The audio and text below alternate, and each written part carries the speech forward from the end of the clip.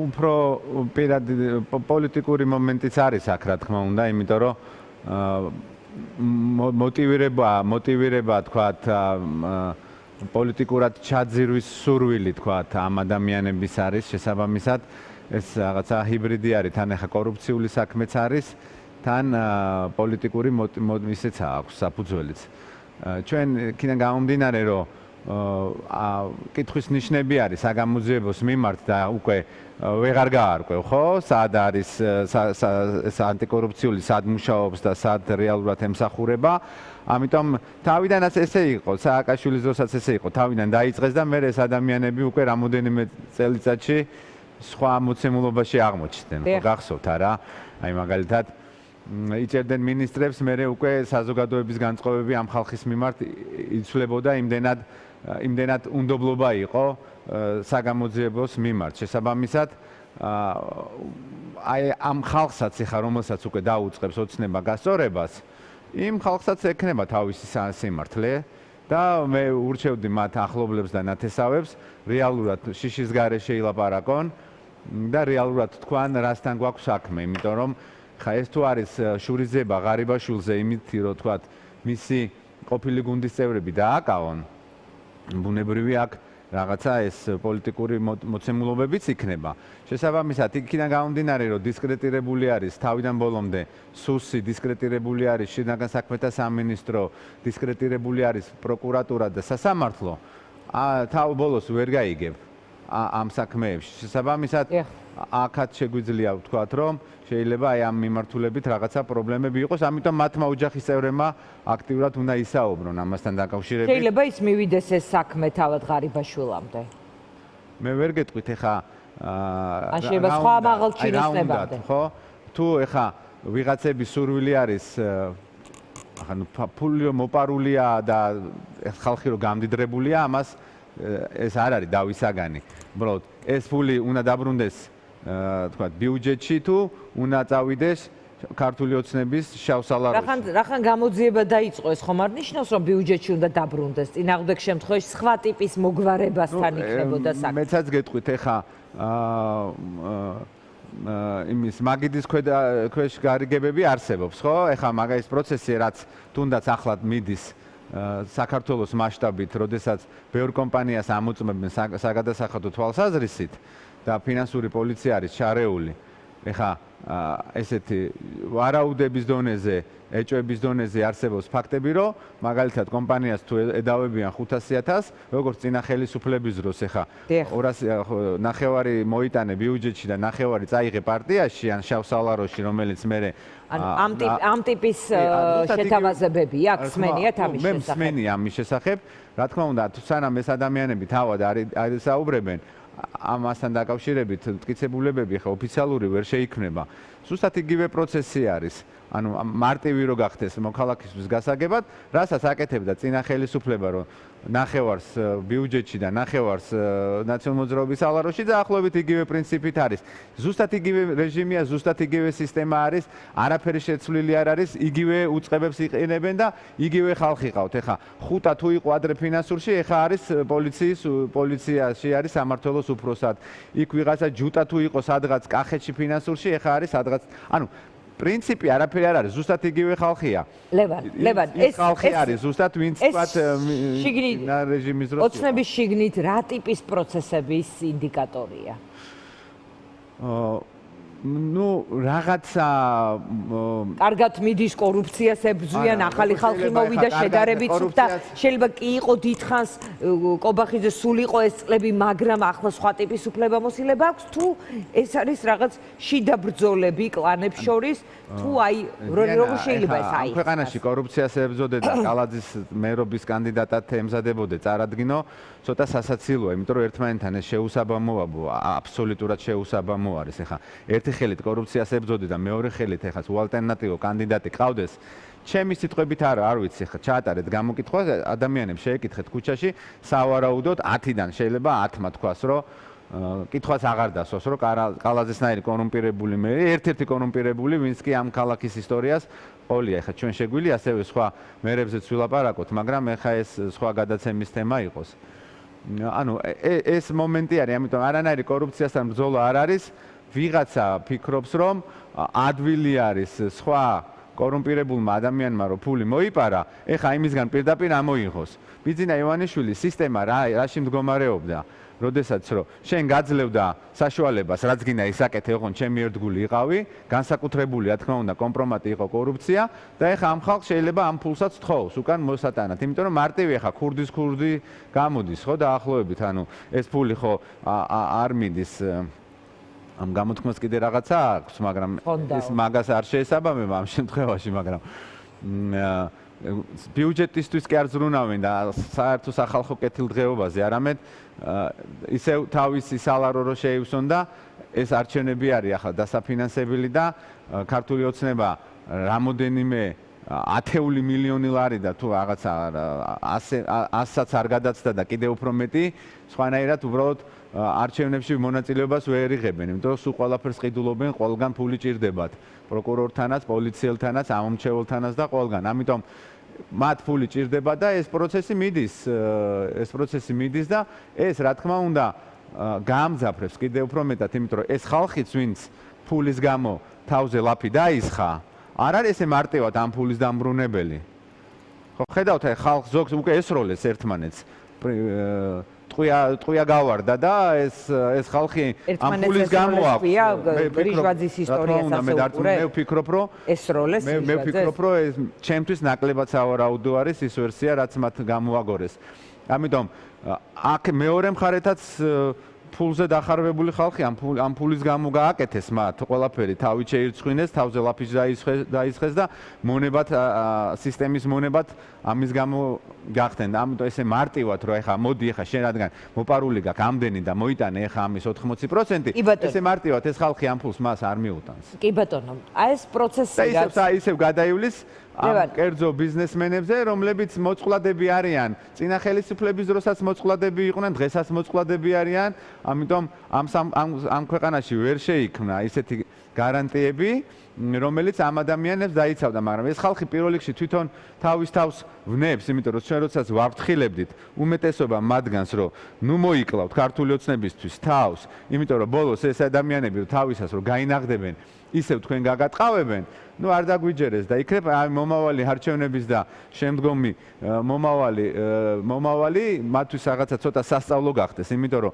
მართლა ყველამ გაატყავა ეს ხალხი, ვინც მოვიდა და ყველას ეშინიათ ეხა დაწყებული შევანადის დროიდელი საგადასახადოს უფროსებიდან დამთავრებული იმითი ირაკლი დაჩიბერაიას რომ გეტყვის რომ ფული გაქვს მოსატანიო და მეორე დღეს ჩემოდნით ფულს მიუტან, ალბათ მართლა სხვანაირად გეკუთვნის ამ ცხოვრებაში რა, არ ვიცი. ლევან, სხვა ცოტა ისეთი ამბავია. ლევან, ეს ვითარება, რომელიც აჩვენებს ოცნების შიგნით არსებულ მდგომარეობას, მინიმუმ რომ არ ეს თქვა ვისპეკულიროთ და წიაღსვლებში რომ არ წავიდეთ, ძალიან მარტივია. ახლა ოცნებას ყავდა თავისი ყავს მხარდამჭერები, მათ შორის არიან ეს თქვა აი მძირძველი ოცნების წევრების პერსონალურად შესაძლოა, ვისთვისაც ღარიბაშვილი არის ფაქტორი და როცა მას მაგათ უკვე ყოველას მიადგნენ მათ ოჯახის წევრებს. ხო, აი რომ ადგებიან ახლა ეს ხო მინიმუმ რაღაც წრისთვის ოცნებაზე გულაცრუების თემაა. არა? უნდა. მათი უახლოესი წრისთვის მაინც. რომ ეს პერსონალური ფაქტორი ზოგადად მნიშვნელოვანია. აი ეს ვითარება ასუსტებს თუ არა და ეს როგორ შეიძლება გამოიყენოს ოპოზიციურმა პოლიტიკურმა სპექტრმა, რომელიც ახლა დიდწილად ერთმანეთში ურთიერთობების გარკვევით არის დაკავებული. ჩვენ ახლა მე არ ვფიქრობ, რომ ვინმესთან ამე ურთიერთობებს ვარკვევდნენ. ჩვენ ყოველთვის ვამბობდი და ჩვენი პოზიცია ნაციონალური მოძრაობის მიმართ ყოველთვის დაფიქსირებული ქონდა. ეხა მათი საქმეა, რა ისინი არიან ამ ბოლო დროს ძირითადად, რომლებიც თავს ესხმიან განსაკუთრებით ლელოს, ჩვენც, მაგრამ ნუ ჩვენზე მათ არანაირი ვთქვათ ზემოქმედება არ ქონიათ არც არასდროს, მაგრამ ეხა ფიქრობენ, რომ აი ამ თავდასხმები და ლელო ფაქტობრივად მათი წიაღის ნაწილი იყო, ეგ მხოლოდ ნაციონალური მოძრაობა არ არის, ფართო სპექტრია, მაგრამ დიდწილად ერთმანეთთან დაკავშირებული პარტიები, ამას მოწყდა რაღაცნაირად თითქოს ერთიანი იყვნენ ბრძოლაში. ვინ არის ხა რა გონიათ, რომ აი ამ პარტიას ეხა 8 პარტიას რო დაირქვეს, ვინ არიან? ნაციონალ მოძრაობა არიან. 1 ოქტომბერსაც ნაციონალ მოძრაობა იყვნენ და 2016 წლის არჩევნებშიც ნაციონალ მოძრაობა იყვნენ. ახლა ხო, მაგრამ მე გაიყვნენ იქ ზოგან ახალი ხალხი მივიდა, სხვა პარტიები, იქ თავისუფლების მოედანია. ანადოლიძე საერთოდ არ შედის, არც იქ არ შედის, მაგრამ სხვადასხვა მოცემულობაა ახლა ეს. ანუ ჩვენ თუ საუბრობთ აღქმებში, საზოგადოების აღქმაში, ისინი ნაციონალ მოძრაობა არიან, ახლა რაც არ უნდა ერთმანეთს დაუპირისპირდონ და უფრო მეტი სისულელე გააკეთონ, გაყონ ერთმანეთი და ეს ელექტორატი ვეღარ დაიცვან და მე ეს ელექტორატი ქართულმა ოცნებამ წაიყვანოს და რაც მოხდა 2024 წელს ნაციონალურ მოძრაობის გაყოფამ და პროცენტების ჩამოკლებამ ქართულ ოცნებას მიცა შესაძლებლობა რომ ის დანაკარგები რაც ჩვენ მას მივაყენეთ ელექტორალური დანაკარგები ამ ელექტორალური მოცემულობიდან წაეყვანა ნაწილი და ნუ ესეც რო არ იყო მე ადგა პირდაპირ დაწერა თავისი შედეგები ხო მაგრამ ეს რასაც თქვენ საუბრობთ ეს მოცემულობა რა თქმა უნდა არის მნიშვნელოვანი იმიტომ რომ ეხლა თქვენ როგორ ფიქრობთ ეს პერსონალური წყენები ძალიან სერიოზული წყენებია მე ეს ხო დიდი ინფრასტრუქტურა არის ეს ხალხი ერთმანეთთან ბევრი ადამიანი არის დაკავშირებული ეს არ არის თქვათ ეხლა შენ ესროლი რიჟვაძეს იმას არ ნიშნავს რომ მარტო რიჟვაძის ოჯახი თქვენი დაკვირვებით ასე იყო თქვენი გადმოსახედიდან ასე იყო პროცესი მე ესე ვფიქრობ რომ არ არის ის ტიპის ამბავი ჩემი აზრი არის პერსონალური შეიძლება ვცდები ამას თალკენ თუ აქვთ რამე ახლა ამბობენ რაღაცა კადრები გვაქონდა გამოაქვეყნონ რა საწვალებენ ამ ხალხს და ნათელი მოფინონ ხო რეალურად რა მოხდა პირობითად ვამბობ ეს არ ნიშნავს იმას რომ მარტო ის ოჯახი არის შეიძლება მათთვის როგორც ამომრჩეველი და როგორც დიდი წრი არის მე მიდის სუპრეტენზიები ქართული ოცნება ხო არასდროს არ იყო ეს გუნდი არ იყო არასდროს ეს იყო ერთი ადამიანის ორგანიზაცია იყო სადაც ეს ადამიანი ცდილობდა რომ ამ ხალხს ერთმანეთთან კარგი ურთიერთობა არასდროს არ ქონოდა იმიტომ რომ ის ვერ იტანდა 2-3 კაცი რაღაცა დადებითი პოზიტიური ურთიერთობები ეგრევე ერეოდა და ცდილობდა რომ ეს გაეხლიჩა რომ ამ მის გარეშე არ ყოფილი ერთმანეთთან რაღაც ჯგუფებს არ ქონოდა. აი, ჩვეულებრივი ანუ ერთ-ერთი ტექნოლოგია არის. ეხლა შეცვალა ტექნოლოგიურად მიდგომა რა? ვინ?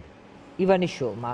თუ რაღაც ერთი გუნდია. მე არაფერი არა მე არ მგონია ვინმეს რამე მიდგომა შეეცვალა. ბატონ ყობახიძეს, ხანაშვილს, დინარაძეს ამ ხალხს ერთმანეთთან ალბათ კარგი ურთიერთობა აქვს ყველა ლოგიკით, ასე ჩანს. მაგრამ სანამ ივანიშვილს სჭირდება ეს ურთიერთობები, თუ საჭირო გახდა ერთმანეთს დააჭმევინებს, ეხა არ გვინახავს აქამდე თუ რა, პირველი ის კატეგორია ხალხი არის, რომელსაც არანაირი მორალი არ გააჩნიათ, ხო გეუბნებით, აი დაჭირდება თუ არა, აი ესე იმ ცრომოწმოებივით დააყენებს, ეხა ეს რო ყავდათ ის დაზვერის უფროსი რო გამოიყვანეს ხაშურში რა ხდება არ იცის და ეხა მოსკოვიდან და იქიდან უნდა ჩამოეტანა ინფორმაცია ვაშინგტონიდან ამ უბედურებას ხაშურში არ იცის რა ხდება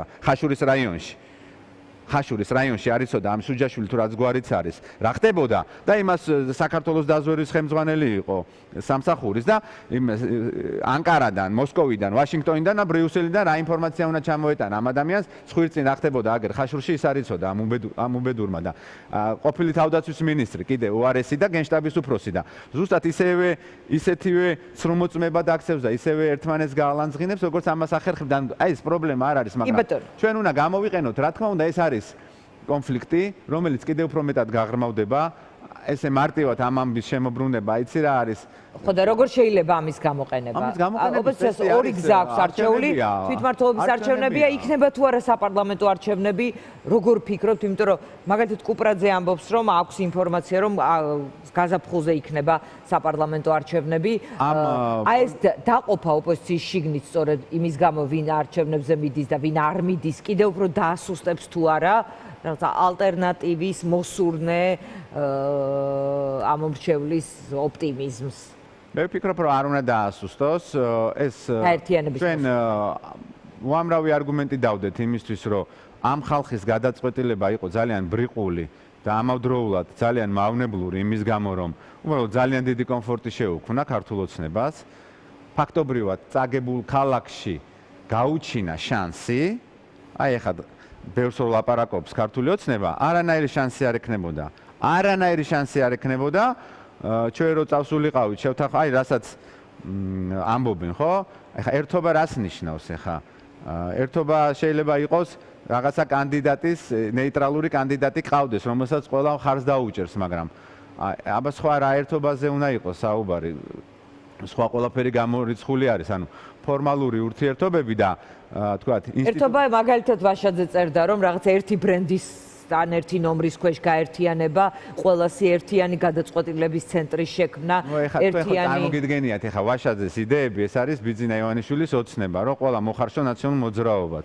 არ გამოვა ეს ამბავი გაიარა, სხვა რაღაც ალტერნატივა დადეთ და ეს ყველაზე კარგი ვარიანტი ამ შემთხვევაში ეს იყო საერთო კანდიდატი. აი მაგალითად ჩვენ რასაც ვფიქრობდით რომ სალომე ზურაბიშვილი ქალაქის მერად და მხარი დაეჭირა ყველას. ყველა პარტია ჩართული არჩევნებში ყველაზე დამთავრებული იყო. ზურაბიშვილთან ქონდათ ამაზე ლაპარაკი? დამთავრებული იყო ქართული ოცნების მერობის კანდიდატის მართლა ოცნება რომ რაღაცა ეხა ამ ბოიკოტით რა თქმა უნდა მათ რაღაცა შესაძლებლობა სტიმული მიცეს ქართულ ოცნებას რომ ამ ტონით ილაპარაკოთ რომ ეხლა ჩვენ მართლა ყველა ბოიკოტია თქვენი აზრით ოცნების წისქვილზე წყლის დასმა? რა თქმა უნდა. აბა არ არის ბოიკოტი, ეხლა ბოიკოტი დამსვლელები ამბობენ რომ არჩევნებში შესვლა არის სიტუაციის ნორმალიზება და ივანიშვილის მიმართებაში. აი ნახეთ, ეს ადამიანები როცა ამბობენ ამ ნორმალიზებას გულისხმობენ თქვათ აქ ჩატარებული არჩევნები ხო არ შეუცვლის მაგალითად დასავლეთში ადამიანებს განწყობებს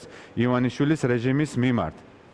მაგრამ ეს ვერც ერთი არგუმენტი მოიტანეს ამისთვის რომ ეს ამას ხელს შეუწყობს, იმიტომ რომ ყოველდღიურად პროცესს ხედავთ ასანქცირებენ სხვადასხვა ქვეყნები, ისეთი პროცესები მიდის, სადაც სამწუხაროდ საქართველოს მოქალაქეები დაზარალდებიან ამ პროცესით, იგივე უვიზო მიმოსვლის შესაძლო შეჩერებასთან დაკავშირებით იქ საუბარი იყო ასოცირების ხელშეკრულების გაუქმებასთან დაკავშირებით, იქ რაღაც პროცესი მიდის, ხო, ოკეანის გადაღმა, კიდე იქ რაღაც თავისი პროცესი მიდის. რა შუაში არის კონსტიტუციური პროცესი და ამ ბოიკოტში კებს კი არა, ნუ ამ ნაციონალურ მოძრაობას უნდა შევახსენოთ, რომ სხვადასხვა პარტიები არიან, მოდი მაინც CSKO არაფრით არ განსხვავდებოდა იმ CSKO-თან, რომელიც ეხა ბიძინა ივანიშვილს პირობითად ვამბობ, ექვემდებარება, მაგრამ მათივე CSKO-ში მაგალითად 1 ოქტომბერს, როდესაც არ იყო მაშინ თარხნიშვილი CSKO-ს თავმჯდომარე, სხვა თავმჯდომარე ყავდა კი ბატონო. თარხნიშვილი იყო, თქვათ, იმ საპრეზიდენტო არჩევნებზე, მაგრამ სულისკვეთება ხო იგივე იყო, იგივე ხალხი იყო, იგივე სისტემა. გაცილებით უფრო არანაკლებ მძიმე მოცემულობა იყო და პირიქით ახლა გავეშებული პოლიციელებიც იდგნენ საარჩევნო უბნებთან და ნაციონალურ მოძრაობის აგიტატორების როლს ასრულებდნენ. სხვა რამეს ვამბობ, ამიტომ ეხლა იმის გამო რომ შენ ეხლა რაღაცა ან რესურსი არ აქვს ან არ ვიცი რაღაც გილაურმა შეიძლება აღარ მიცა თვითმმართველობის არჩევნებში იგივე ფული რაც მიცა საპარლამენტოზე და ამის გამო ეხლა რომ აიღო ხელი და მოდი ეხლა სადღაც წავიდეთ ბოიკოტში, რომელსაც არანაირი არგუმენტი არ აქვს და ახაც თეორიებზე მელაპარაკო მშვიდობიანად 4 ოქტომბერს დაამხობ ხელისუფლებას, ეს ჩემთვის არასერიოზული არის, ამიტომ დღესაც მათ მოვუწოდეთ. მშვიდობიანად 4 ოქტომბერს დამხობაზე ხაბეიშვილი ლაპარაკობს და როცა გილაურზე ლაპარაკობთ. ხო, ნუ სხვადასხვა ნომერი 4 და 5. ვინ იყო ეხა ციდან ჩამოფრენილი ხო, 4 ნომერთან დაკავშირებული იყო. მესმის ეხა თქვენ უნდა ერთმანეთი დისტანცირება გაუკეთო საზოგადოებაში, ესახმები არა ეს ნაციონალურ მოძრაობა. არ ვუკეთებ, უბრალოდ იმ სისტემის ნაწილი არის. მაგას არა აქვს მნიშვნელობა, მაგრამ ეხა იქ წახვიდე აბსოლუტურად გაუგებარე ამბავში და თბილისზე, სადაც ციფრებით ეხლა ეს ჩემი რაღაცა ახირება ხო არა, ჩახედეთ 24 წლის მონაცემებს და იმ გაყალბებულ არჩევნებშიც თბილისში რამოდენიმე ათეული ათასით ნაკლები ხმა აქვს აღებული ქართულ ოცნებას და უფრო მეტი აქვს ოპოზიციას და ამიტომ მაგას ვამბობ, რომ იმისთვის 46 ქონდა ოცნებას პროცენტულად და 44 იყო დაახლოებით და იქით იყო 260,000 ხმა ქონდა და სადღაც 300,000-ზე მეტი ხმა ქონდა ოპოზიციას. სადღაც 70,000 ხმით მეტი იყო, რომელიც ნუ ამ არჩევნებში ფაქტობრივად წარმოუდგენელი იყო, ხო, იმ ფონზე, როდესაც კიდე ამხელა სიგიჟე გაიარა ქართულმა ოცნებამ, რეალური ინტეგრაცია კითხვის ნიშნისთვეს დააყენა და ლევან, მაშინ ბოიკოტის ინტერესი რა არის? ოცნების წისქვილზე წყლის დასხმაო, რაღაც ასე მიყავართ ლოგიკით. ანუ ადამიანები, რომლებიც საპატიმროშიც არიან, რაღაც რადიკალურ თუ რაღაც ბოლომდე ბრძოლის პირობებს დებენ. საპატიმროშია თავი დავანებოთ, ვინც არ არის საპატიმროში და ამ გადაწყვეტილებას იღებს, იმ ხალხზე ვისაუბროთ. საპატიმროში იღებენ ლიდერები გადაწყვეტილებას, მათ შორის საპატიმროში წასულმა ჯაფარიძე ხაზარაძემ მიიღეს პარტიასთან ერთად გადაწყვეტილება არჩევნებში შესვლის. მაგრამ ის რომ ეს ხალხი არაპირებდა არჩევნებში მონაწილეობას მიღებას, ისინი ამას დაახლოებით მარტის თვიდან ამბობდნენ და ამისთვის ამზადებდნენ და რაღაცა განწყობებს ქმნიდნენ. ჩემი აზრით, ცუდი საქმე გააკეთეს. კარგი საქმე არ გაუკეთებიათ. დააზიანეს პროცესი და იქით დაიწყეს მერე რაღაცა ხელის გამოშვერა. ჩემი აზრით იყო ეს ძალიან ბრიყული გადაწყვეტილება, არასერიოზული გადაწყვეტილება და ამ გადაწყვეტილებამ, რა თქმა უნდა, ისეთ დიდ ქალაქებში ქართულ ოცნებას მიცა ამოსუნთქვის შესაძლებლობა. ეს არის ჩემი პერსონალური აზრი, ახლა როცა წაგებული გაქვს ქალაქი და შანსი გაგიჩნდა ისევ რაღაცა სიტუაცია გამოასწორო, ანუ გარანტირებულად წაგებულიდან გადავედით ჩვენ ისეთ მდგომარეობაში, რომ გარანტირებულად მოგებული ვთქვათ აქვს ამ შემთხვევაში. ნახოთ, აქედან გამომდინარე, აქ კიდე ბევრი ფაქტორები არის, მაგის კიდევ ნახოთ რა აქ გარანტირებული და რა არა. აქ ფაქტორები ის არის უკვე ლევან, რომ ოცნებასთან ოპონირებასთან ერთად თქვენ შიდა ოპოზიციურ ფლანგზეც გიწევთ ოპონირება, მათ შორის იქნება ანტისაარჩევნო რიტორიკა და აგიტაცია, რომ არჩევნები რაღაცა ივანიშვილის თამაშია და რომ რუსული სპეცოპერაცია არ წახვიდეთ არჩევნებში, ეს ხო ჩანს, რომ იქნება ამ ტიპის აგიტაციაც რთულ და ძლიერ და ყველაფრის შემძლე თუ მკადრებელ ოპონენტთან ერთად გაქვთ ასევე გამოწვევები იმ ფლანგზე, იმ ველზე, რომელსაც წარმოადგენს. სამაგეროთ ერთად ეს ნაცურ-ქოცური იმის შედუღავებაც უფრო შეიძლება იოლი გამოჩნდეს და ადამიანისთვის თქვათ ესე დანახება რეალობის და მომავლის, რომ აი ამ სიგიჟის ალტერნატივა ანუ თუ ესე ყველაფერი წავა, ისევ ამ სიგიჟეში დარჩები აი აქეთ, აქ სხვადასხვა ბევრი ფაქტორი შეიძლება გამოიკვეთოს და ჩვენ არ ვიცით ეხა რა განწყობები იქნება ერთ თვეში, იმიტომ რომ მე არა მაქვს ესეთი პესიმისტური დამოკიდებულება, ადამიანები არჩევნებზე მივლენ, იმიტომ რომ ეს ამ ქვეყნის ტრადიცია არის, რომ ხალხი არჩევნებზე მიდის უკვე იმას შემდგომ, რაც სახელმწიფოებრიობა მოიპოვა ამ ქვეყანამ და უბრალოდ კიდევ ერთხელ ვამბობ, რეალური არგუმენტი ბოიკოტის გარდა ჰიპოთეტური რაღაცა მშვიდობიანი დამხობი და რაღაცა სასაცილო იმითი, რომელიც არ არის აღქმული სერიოზულად საზოგადოებაში, დიდ ნაწილში ხარ რაღაც ნაწილში შეიძლება არის, რა თქმა უნდა, მათ მხარდამჭერებში, ისეთ რადიკალურ მხარდამჭერებში, მაგრამ ეს ბოიკოტის იდეა ხო გეუბნებით არის, რომ ჩვენ გარანტირებული ქართული ოცნების წაგებული თბილისიდან გადავედით ისეთ მდგომარეობაში, სადაც ქართული ოცნებას მათი წარმოსახვით შეუულიათ შემოატრიანონ. შენი დაკვირვებით ოცნება რომელ კანდიდატს წარადგენდა თბილისში, ან შეცვლიდა თუ არა კალაძეს, ეს იყო თუ არა, ან არის თუ არა დამოკიდებული ოპოზიცია რა ფორმით, რაოდენობით, რამდენად ჩაერთვებოდა ამ საარჩევნო პროცესში. არა, მე ვფიქრობ, რომ ისინიც უყურებდნენ თუ არა ოპოზიციის ტაქტიკას. ეხლა მოდი ეს ფაქტია, რომ კალაძე იბრძვის, რომ ის იყოს მერობის კანდიდატი, იმიტომ რომ კალაძე მიცის, რომ ის თუ ამოვარდება სისტემიდან და ხროვიდან გააგდებენ პირდაპირ მნიშვნელობით, მას სერიოზული პრობლემები ექნება, ის გახდება ადამიანი, რომელიც მათ ალბათ ყველაზე მეტი ფული მოიპარა, თუნდაც ოცნების რიტორიკაში. ზუსტად იგივე, რაც ახლა გვესმის, აბა თქვენ რას ფიქრობთ, რომ ამჭორებს მეუყრი? ისა მაგალითად იმაზე ღარიბაშვილზე და ამ ეს ინფორმაციები, რომლებიც გადის სხვადასხვა ადამიანებს ალაპარაკებენ სხვადასხვა მეთოდებით, ხო? ამან ამდენი მოიპარა, იმან იმდენი მოიპარა, იმდენი მოიპარა, ამ ციფრებზე წვდომა ქართულ ოცნებას აქვს. ანუ ქართული ოცნება, აი მე მინდა მე შემდგომში გამოვიყენო, რომ ქართული ოცნება დღეს სხვადასხვა ადამიანების სახით როაც ახდენს, მაგალითად პირობითად ღარიბაშვილის დისკრედიტაციას, ეს ქართული ოცნებიდან მოდის ეს. ქართული ოცნება ცდილობს მის კრიტიკაციას, ან უბრალოდ ის ჯგუფი ცდილობს, რომელსაც უნდა რომ აღარ აღდგეს, თქვათ, ღარიბაშვილის და იმ კაცის ურთიერთობები. ამიტომ დღეს ქართული ყველაზე დიდი თქვათ ნიაღვარი სიბინძურის რაც ღარიბაშვილზე და სხვადასხვა ადამიანი თუნდაც გომელაურზე თუნდაც იმაზე აჭარის ვიჟვაძეზე ეს მოდის ქართული ოცნებიდან კობახიძისგან დინარაძისგან მაგჯგუფიდან ისინი არიან ამ სიბინძურის მთავარი დამკვეთები რაც მათი ყოფილ თანაგუნდელებზე ხდება მედიაშიც, თქვათ, სხვადასხვა სოციალურ საფუძვლები და ასე შემდეგ და ასე შემდეგ. კი ბატონო. პირველი და შესაბამისად ეხა ამ პროცესიდან რომ ამოვარდეს სკალაზე. იბძვისო ამბობ და მე დარწმუნებული ვარ, ამიტომ ის გააკეთებს ყველა მან ხო იცის ეხა როგორ შეაწმენდავენ ფეხებს.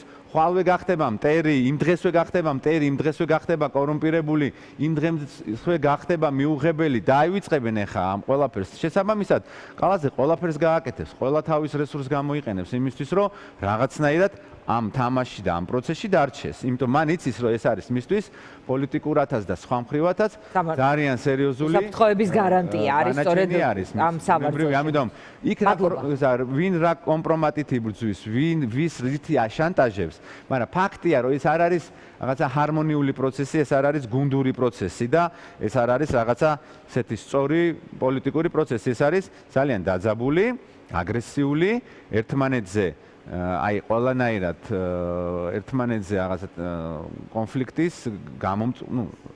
ნებისმიერად შეიძლება ითქვას რომ კლანურ მაფიოზური ცოტა ძიმე მოცემულობა არის. დიდი მადლობა. ამ მოცემულობაში მარტივად აჩუქო ამ ხალხს ეს პროცესი, ამიტომ ამბობ, რომ იყო ძალიან დიდი შეცდომა იმ ხალხის მხრიდან, ვინც აირჩია ბოიკოტის გზა. დიდი მადლობა.